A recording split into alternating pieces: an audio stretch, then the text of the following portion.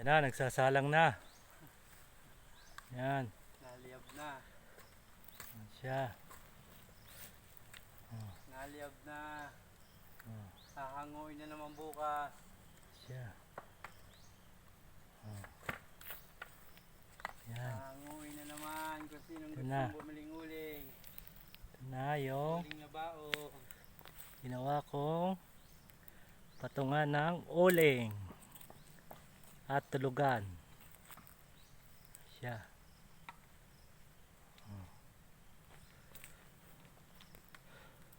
Yan siya.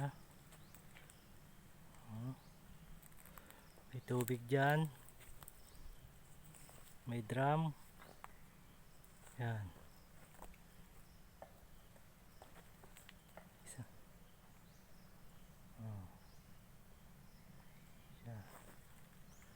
Yan, malunggay.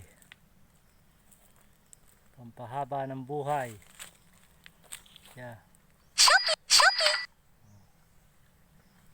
Yan, medyo malinis na doon sa lugar na yon. Natapyasan ko na. Doon.